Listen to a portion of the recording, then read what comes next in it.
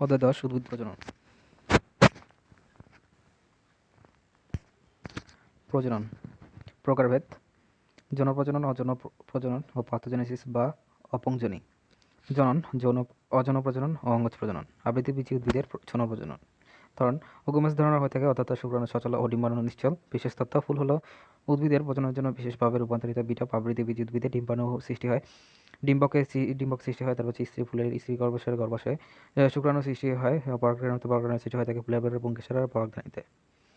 রেণুস্থলী বা রেণুরা পরিস্ফুটন পরাগধানী গঠন। প্রতিটি পুংকেশরের নিচে দণ্ডাকার পুংদণ্ড এবং মাথার স্ফীত পরাগধানী নিয়ে গঠিত। পরাগধানীর 2 খণ্ডের মাঝখানে একটি যোজনী থাকে।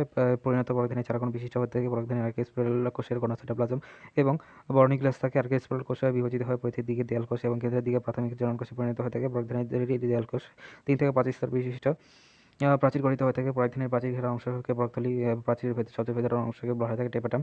এটি পরিণত পরাগধানীর প্রতিটি পুংরেণুস্থলীকে 5 থেকে 7টি কোষ স্তর রয়েছে এবং 3 থেকে 5 স্তরের মধ্য ল্যামেলা থাকে।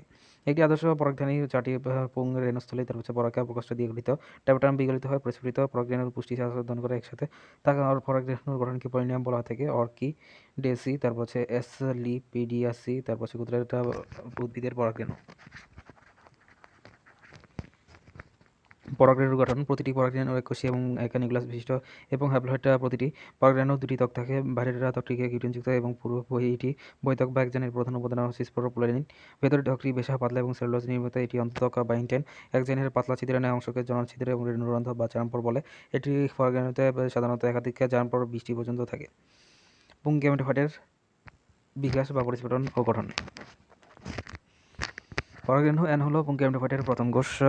পরাগরেণুর নিউক্লিয়াসটি বিভাজিত হয় 2টি অসম নিউক্লিয়াস গঠন করে। বড়টিকে বলা হয় নালিকা নিউক্লিয়াস এবং ছোটটিকে বলা হয় জনন নিউক্লিয়াস। পরাগধানীর প্রাচীর ফেটে গেলে সাধারণত পরাগধানীর এই 2 নিউক্লিয়াস অবস্থায় পরাগরেণু সংগঠিত হয়ে থাকে। পরাগধানীর প্রাচীর ফেটে গেলে সাধারণত পরাগরেণুর এই 2 নিউক্লিয়াস অবস্থায় পরাগরেণু সংগঠিত হয়। জনন নিউক্লিয়াসটি মাইটোসিসের প্রক্রিয়ায় বিভক্ত হয়ে 2টি পুংগ্যামেট বা শুক্রাণু সৃষ্টি করে। পরাগরেণু, পরাগনালিকা, পুংগ্যামেট এগুলোর সমন্বয়ে গঠিত হয়ে থাকে পুংগ্যামেটোফাইট। পরাগরেণুর বাইরের পুরু শক্ত ও কিউটিনযুক্ত ত্বককে বলা হয়ে থাকে একজান এবং পরাগরেণুর ইন্টারনিসর বৃদ্ধি পেয়ে নলাকারে বের হয়ে আসে হচ্ছে জননরন্ধ্র। ডিম্বকের পরিস্ফুটন: ডিম্বক হতে সৃষ্টি হয় গর্ভাশয়ের ভিতরে অম্ল হতে। ডিপ্লয়েডের স্ত্রীরেণু মাতৃকোষটি পায়োমেসিসে বিভক্ত হয়ে 4টি হ্যাপ্লয়েড স্ত্রীরেণু তৈরি করে। 4টি স্ত্রীরেণুর মধ্যে অধিকাংশ ক্ষেত্রেই 3টি নষ্ট হয়ে যায় এবং ডিম্বকটি কার্যকর হয়। ডিম্বকের গঠন: ডিম্বক নাড়ি বোটার ন্যায় অংশ, ডিম্বক নাভি ডিম্বক নাড়ির সাথে যুক্ত অংশ, নিউক্লিয়াস ভ্রূণপোষক টিস্যু ত্বক দিয়ে ঘেরা। ডিম্বকের প্রধান টিস্যু ডিম্বক ত্বক হচ্ছে, এটি সাধারণত 2 স্তর বিশিষ্ট। ডিম্বক রন্ধ্র বা মাইক্রোপাইল হচ্ছে ডিম্বকের অগ্রপ্রান্তে। ত্বকের ছিদ্র অংশ ডিম্বক মূল হচ্ছে, এখান থেকে ত্বকের সূচনা হয়। ভ্রূণথলি হচ্ছে প্রতিপাদ কোষ, ডিম্বাণুযন্ত্র ও সেকেন্ডারি নিউক্লিয়াস এর ভিতরে থাকে। ডিম্বকের প্রকার: ঊর্ধ্বমুখী হচ্ছে গোলমরিচ, বিষকারালি, পানিমরিচ, পান ইত্যাদি। অধোমুখী বা নিম্নমুখী আদর্শ প্রকৃতির ডিম্বক হচ্ছে ছোলারি, শিম, রেডি ইত্যাদি। ও পার্শ্বমুখী হচ্ছে খুদিপানা, পপি, আফিম, ড্যান্থাস ইত্যাদি। বক্রমুখী হচ্ছে সরিষা, কালকাসুন্দা ইত্যাদি। অর্ধমুখী পালিক, আফিং ইত্যাদি। ডিম্বকের উদাহরণ কখনই ভুলবো না। ঊর্ধ্বমুখী ত্বক হচ্ছে ঊর্ধ্বে পাগল হচ্ছে পাতে পানিমরিচ, পাতে পান, গোতে গোলমরিচ। তারপর হচ্ছে বক্রমুখী ডিম্বক, বক্র সকাল হচ্ছে বক্রমুখী ডিম্বক। তারপর হচ্ছে শতে হচ্ছে সরিষা, গাতে হচ্ছে কালকাসুন্দা। তারপর হচ্ছে পার্শ্বমুখী ডিম্বক আর পার্শ্বে খুদে পপি ডাকে। পার্শ্বে হচ্ছে পার্শ্বমুখী ডিম্বক, খুদে হচ্ছে খুদিপানা, পপি হচ্ছে পপি বাফিম। তারপর হচ্ছে ডাকে হচ্ছে ডায়ান্থাস। অধোমুখী ডিম্বক হচ্ছে নিশিরে ছো, নিতে হচ্ছে নিম্নমুখী, শীতে হচ্ছে সিম, রেতে হচ্ছে রেরি, ছোতে হচ্ছে ছোলা। অর্ধমুখী ডিম্বক হচ্ছে আপা অর্ধমুখী, অর্ধমুখীতে হচ্ছে অর্ধমুখী ডিম্বক। তারপর হচ্ছে আপাতা হচ্ছে আতে হচ্ছে আফিং এবং পাতা হচ্ছে পালিক। স্ত্রী গ্যামেটোফাইট বিকাশ ও পরিস্ফুটন ও গঠন। তারপর হচ্ছে ভ্রূণথলির গঠন। স্ত্রীরেণু হলো স্ত্রী গ্যামেটোফাইটের প্রথম কোষ। স্ত্রী গ্যামেটোফাইট এমব্রিওসেক বা ভ্রূণথলি নামে পরিচিত। এর প্রতি মেরুতে 4টি করে মোট 8টি নিউক্লিয়াস থাকে। প্রতি মেরু হতে একটি করে নিউক্লিয়াস থলির মাঝখানে চলে আসে এবং পরস্পর মিলিত হয়, যাকে ফিউশন নিউক্লিয়াস বা সেকেন্ডারি নিউক্লিয়াস বলা হয়। ভ্রূণথলির যে মেরু ডিম্বকের অন্তের দিকে থাকে, সেই মেরুর 3টির নিউক্লিয়াসকে একত্রে একে অ্যাপারেটাস বা ডিম্বাণুযন্ত্র বা গর্ভযন্ত্র বলা হয়ে থাকে। ডিম্বাণুযন্ত্রের মাঝখানে নিউক্লিয়াসটি বড় থাকে, একে এগ ওভাম বা ওভোস্ফিয়ার বা ডিম্বাণু বলা হয়ে থাকে। ডিম্বাণুর দুই পাশে 2টি নিউক্লিয়াসকে সিনাজিড বা সাহায্যকারী নিউক্লিয়াস বা সাহায্যকারী কোষ বলা হয়ে থাকে। ভ্রূণথলির যে মেরু ডিম্বকমূলের এদিকে থাকে সেমেরুর নিউক্লিয়াসকে প্রতিপাতা নিউক্লিয়াস বা প্রতিপাতা বলা হয়ে থাকে বন্ধুলি। এতে অবস্থিত ডিম্বাণু সহযোগী নিউক্লিয়াস এবং হচ্ছে প্রতিপাতা নিউক্লিয়াস এবং সেকেন্ডারি নিউক্লিয়াসকে মিলিতভাবে সেই গ্যামেটোফাইট বলা হয়ে থাকে। প্রকার হচ্ছে এই অভ্যন্তরীণ ঘটনা প্রধানত তিন প্রকার হয়ে থাকে: মনস্পরিক্রিয়া, বাইসপরিক্রিয়া, তারপর হচ্ছে টেস্টাইস পরীক্ষা, তারপর হচ্ছে শতকরা হিসাবে 75 উদ্ভিদেই মনস্পরিক্রিয়া প্রক্রিয়া অভ্যন্তরীণ গঠিত হয়ে থাকে। পলিগোনাম বা এই ধরন হিসাবে পরিচিত বর্ণনা হচ্ছে স্ট্রাচ প্রকার সর্বপ্রথম পলিগোনাম ডাইভারক্যাটাম উদ্ভিদে মনস্পরিক্রিয়া প্রক্রিয়ার অভ্যন্তরীণ গঠনের বর্ণনা দেন। নিচের কোনটি স্ত্রী গ্যামেটোফাইটের অংশ নয়? স্ত্রী গ্যামেটোফাইটের অংশটা হচ্ছে গর্ভযন্ত্র, অপর তিনটি হচ্ছে প্রতিপাদ কোষ, পরাগনালিকা এবং ডিম্বাণু হচ্ছে স্ত্রী গ্যামেটোফাইটের অংশ। আবৃতবীজী উদ্ভিদের ক্ষেত্রে ডিপ্লয়েড স্টিরোয়েনু মাতৃকোষের মায়োসিস বিভক্ত হয়ে কতটি হ্যাপ্লয়েড স্টিরোয়েনু তৈরি করে?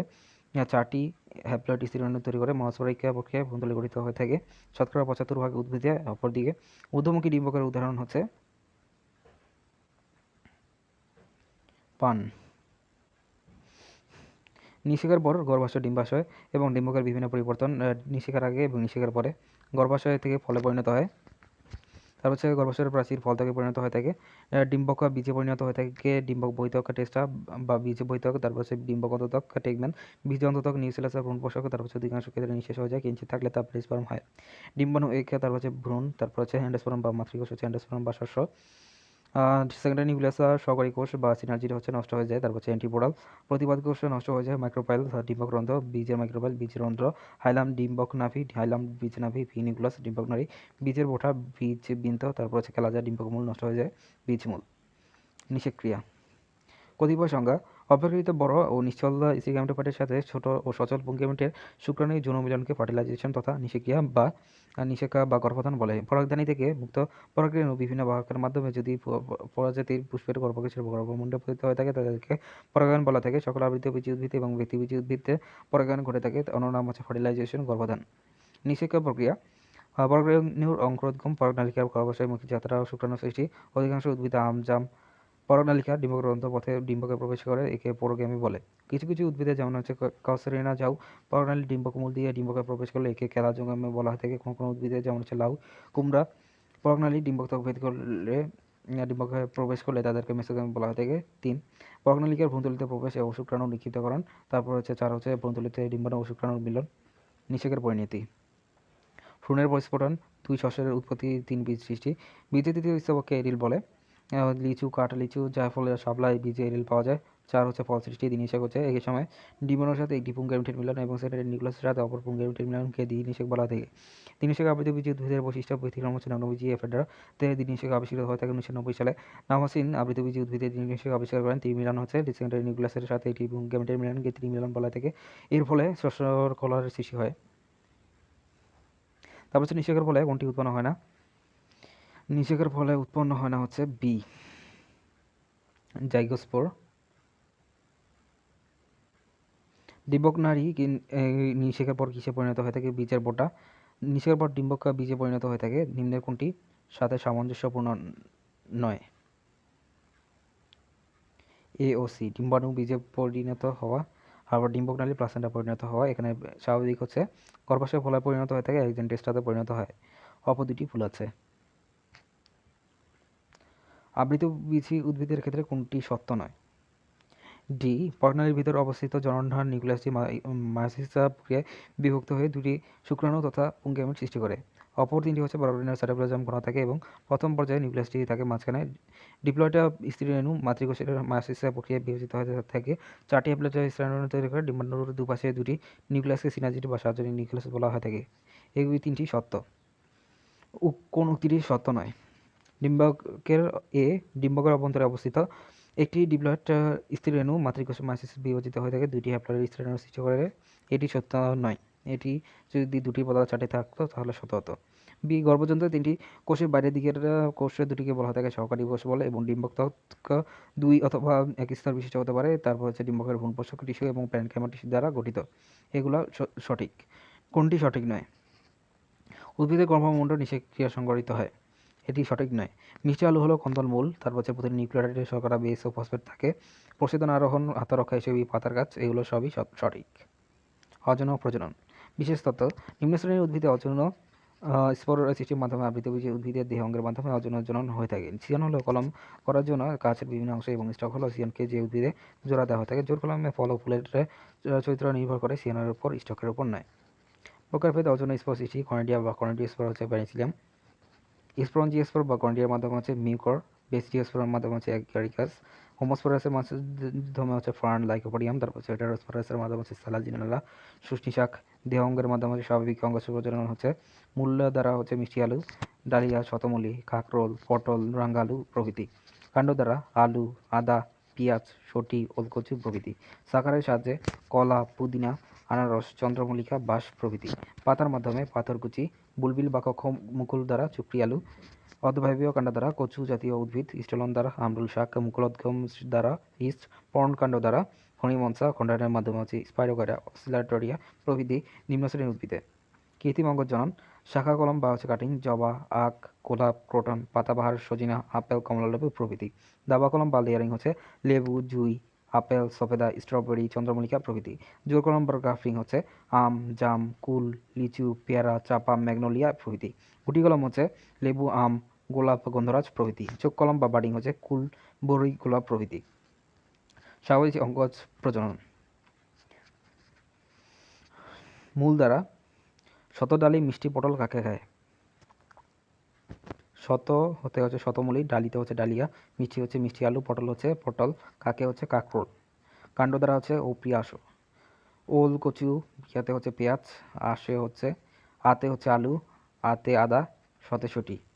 শাকার দ্বারা সাকিয়া আপু চক দিয়ে বাসাকে, সাকিয়া হচ্ছে শাকার দ্বারা, আপু হচ্ছে আনারস, পুতে হচ্ছে পুদিনা, চতে চন্দ্রমল্লিকা, কতে হচ্ছে কলা, বাতে হচ্ছে বাঁশ, বাঁশে বাঁশ।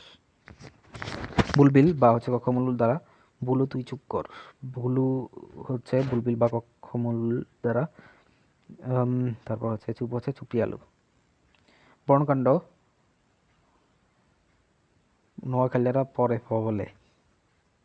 পর্ণকাণ্ড পদে পর্ণকাণ্ড আর ফতে ফণিমনসা।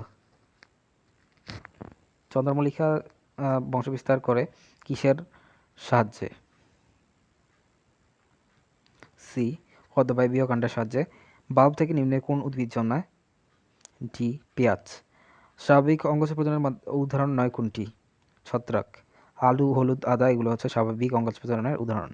তারপর হচ্ছে উদ্ভিদের প্রজননের জন্য কোনটি সঠিক নয়? তারপর হচ্ছে প্রতিটি দ্বিতকীয় আবরণ দিয়ে পরিবেশিত, এদের ব্যাস হচ্ছে 0.025 এবং কোন তথ্যটি সঠিক?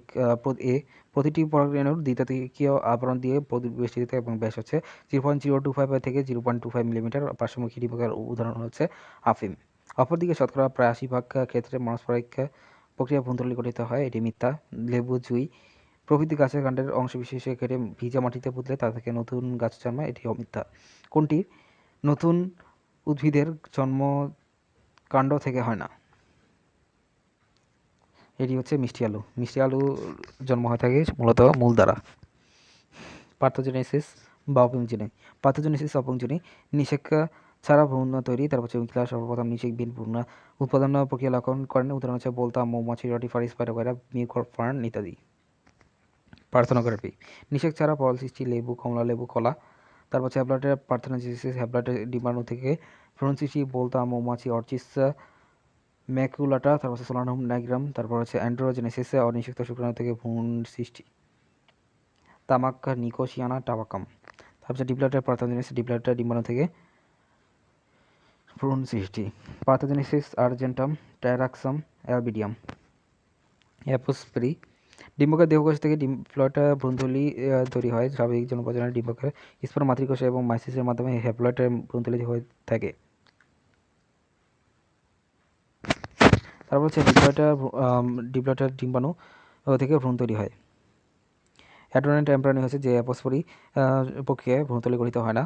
তারপর হচ্ছে ডিম্বকের সরাসরি এই ভ্রূণ তৈরি করে অ্যাপোগেমি হচ্ছে ডিম্বকের ভ্রূণথলি ডিম্বাণু ছাড়া অন্য যে কোনো ডিপ্লয়েড কোষে সহকারী কোষ, প্রতিপাদ কোষ থেকে তৈরি হয়ে থাকে। একক স্পার্মি হচ্ছে পার্থেনোজেনেসিস, অ্যাপোস্পোরি, অ্যাডভেন্টিটিভ এমব্রায়োনি ও যোগ অ্যাপোগেমি। অ্যাপোগেমির উদাহরণ হচ্ছে অ্যালিয়াম। তারপর হচ্ছে সিডো অ্যাগামোস্পার্মি হচ্ছে পার্থেনোজেনেসিস যোগ অ্যাপোস্পোরি। যোগ অ্যাডভেন্টেটিভ এমব্রায়োনি যোগ হচ্ছে অ্যাপোগেমি, তারপর হচ্ছে সিরোগেমি হচ্ছে এক স্পোরমার্মি অনুপ্রেরণা সৃষ্টির জন্য পরাগায়ন আবশ্যকীয় হলে। নিম্নের কোনটি নিষেক্রিয়া ছাড়া কর্মক্ষম বীজ উৎপাদন প্রক্রিয়া? ডি এগজামোস্পার্মি। অযৌন ও যৌন জননের উদাহরণ, পার্থক্য, গ্যামেট সৃষ্টি। অযৌন জনন তারপর হচ্ছে গ্যামেট সৃষ্টি হয় না এবং গ্যামেটের প্রয়োজন হয়ে থাকে। যৌন জনন হচ্ছে গ্যামেট সৃষ্টি হয়ে থাকে এবং দুটি বিবর্ধনী গ্যামেটের মিলন ঘটে। মাসিস হচ্ছে মাসিস কোষ বিভাজনের প্রয়োজন হয় না, তারপর হচ্ছে মাসিস কোষ বিভাজনের প্রয়োজন হয়ে থাকে। অযৌন জননের ক্ষেত্রে নতুন নতুন উদ্ভিদের বৈচিত্র্য সৃষ্টি হয় না, যৌন জননের ক্ষেত্রে নতুন উদ্ভিদের বৈচিত্র্য সৃষ্টি হয়ে থাকে। অযৌন জননে সৃষ্ট উদ্ভিদ কম অভিযোজন কম হয়ে থাকে, যৌন জননে সৃষ্ট উদ্ভিদ অধিক অভিযোজন কম হয়ে থাকে। অযৌন জনন নিম্ন শ্রেণীর উদ্ভিদে ঘটে থাকে, যৌন জনন নিম্ন ও উচ্চ শ্রেণীর উদ্ভিদে ঘটে। উদ্ভিদের কৃত্রিম প্রজনন বিজ্ঞানী কোয়েলরটার সর্বপ্রথম সংকরণের মাধ্যমে হচ্ছে উদ্ভিদের উন্নয়ন শুরু করেন। বিজ্ঞানী ক্যামেরারিয়াস প্রথমে কিছু উদ্ভিদের মধ্যে পরাগায়ন নিয়ন্ত্রণ কৌশল উদ্ভাবন করেন। উচ্চ ফলনশীল গম উৎপাদনের জন্য আমেরিকান বিজ্ঞানী নরম্যান আর্নেস্ট বোরলাক নোবেল পুরস্কার লাভ করেন। আমেরিকান বিজ্ঞানী জি.এইচ. শার্ল ভুট্টা সংকর উদ্ভিদের সৃষ্টির মাধ্যমে ভুট্টার দানা উৎপাদনে দারুণভাবে সফল হন। ধানের জাত বাংলাদেশের ধান গবেষণা কেন্দ্র BRRI, Bangladesh rice research institute উদ্ভাবিত উচ্চ ফলনশীল ধান হচ্ছে চান্দিনা, ইডিশাইল। বাংলাদেশের ধান গবেষণা প্রতিষ্ঠান কর্তৃক উদ্ভাবিত 4টি ধানের জাতের নাম হলো চান্দিনা, BR1, মালা, BR2, শাহিবালাম, BR15 এবং শ্রাবণী, BR26। BRRI উদ্ভাবিত মুক্তা, BR10, গাজী, BR14, মোহিনী, BR15, শাহিবালান, BR16 এগুলো হচ্ছে ধানের রোগ প্রতিরোধী জাত। বাণিজ্যিকভাবে উদ্ভিদের প্রজননের সর্বাপেক্ষা গুরুত্বপূর্ণ পদ্ধতি হচ্ছে কৃত্রিম প্রজনন। উন্মেষ কুইক রিভিউ। একত্রে সব গুরুত্বপূর্ণ সংখ্যা, বিষয় সংখ্যামূলক তথ্য। পরাগধানীর গ্লুটিয়াল কোষ হতে 3 থেকে 5 স্তর বিশিষ্ট প্রাচীর গঠিত হয়ে থাকে। এই প্রাচীরের সবচেয়ে ভেতরের স্তর হলো ট্যাপেটাম বিগলিত হয়ে পরিস্ফুটিত পরাগরেণুর পুষ্টি সাধন করে। তারপর একটি পরিণত পরাগধানীর প্রতিটি রেণুস্থল হতে 5 থেকে 7টি কোষ স্তর রয়েছে এবং 3 থেকে 5 স্তরের মধ্য ল্যামেলা রয়েছে। একটি আদর্শ পরাগধানী 4টি পূর্ণ রেণুস্থলী এবং পরাগ প্রকোষ্ঠ দিয়ে গঠিত। একটি পরাগরেণুতে সাধারণত একাধিক চারপর 20টি পর্যন্ত থাকে। তারপর ভ্রূণথলি হচ্ছে সর্বপ্রথম 75টি উদ্ভিদই মনস্ফরিক প্রক্রিয়ায় ভ্রূণথলি গঠিত হয়ে থাকে, পলিগোনাম ধরন হিসেবে পরিচিত। একত্রে সব উল্লেখযোগ্য বিজ্ঞানী তারপর হচ্ছে নরম্যান আর্নেস্ট বোরলাক, তারপর উচ্চ ফলনশীল গম উদ্ভাবনের জন্য নোবেল পুরস্কার লাভ করেন। তারপর জি.এইচ. শার্ল ভুট্টার সংকর উদ্ভিদ সৃষ্টিতে সক্ষম হয়ে থাকে। কার্ল রাইটার সর্বপ্রথম সংকরণের জন্য উদ্ভিদ উন্নয়ন শুরু করেন। তারপর হচ্ছে উইঙ্কলার সর্বপ্রথম নিষেকবিহীন ভ্রূণ উৎপাদন প্রক্রিয়া লক্ষ্য করেন। তারপর হচ্ছে স্ট্রাসবার্গার, তারপর হচ্ছে সর্বপ্রথম পলিগোনাম, তারপর হচ্ছে ডাইভারসিক্যাটাম, তারপর হচ্ছে উদ্ভিদে পলিগোনাম, তারপর হচ্ছে ভ্রূণথলি গঠনের বর্ণনা দেন নাওয়াসিন, তারপর হচ্ছে আবৃতবীজী উদ্ভিদের তিনি নিষেক আবিষ্কার করেন।